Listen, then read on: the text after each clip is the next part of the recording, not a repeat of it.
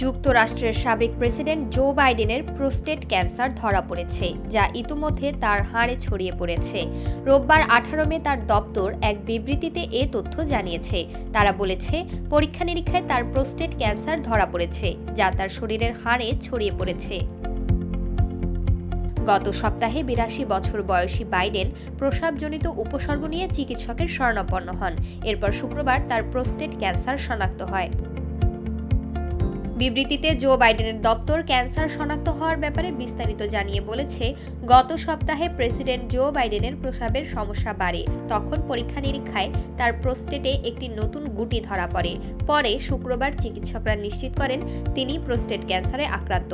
ক্যান্সারটি বেশ আক্রমণাত্মক, যার গ্লিসন স্কোর 9 এবং এটি হাড় পর্যন্ত ছড়িয়ে পড়েছে। তবে আশার কথা হলো, ক্যান্সারটি হরমোন সংবেদনশীল হওয়ায় এর চিকিৎসা সম্ভব। প্রেসিডেন্ট এবং তার পরিবার চিকিৎসকদের সঙ্গে বসে বিভিন্ন চিকিৎসা পদ্ধতি নিয়ে আলোচনা করছেন।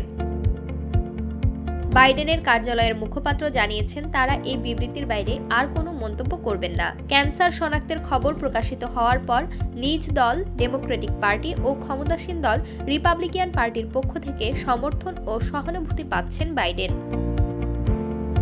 প্রেসিডেন্ট ডোনাল্ড ট্রাম্প নিজের মালিকানাধীন সামাজিক যোগাযোগ মাধ্যম ট্রুথ সোশ্যালে লিখেছেন, তিনি ও first lady Melania Trump Joe বাইডেনের সাম্প্রতিক রোগ নির্ণয় সংক্রান্ত খবর শুনে গভীরভাবে মর্মাহত।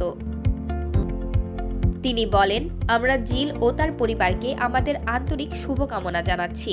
আমরা জোর দ্রুত আরোগ্য ও সুস্থতা কামনা করছি।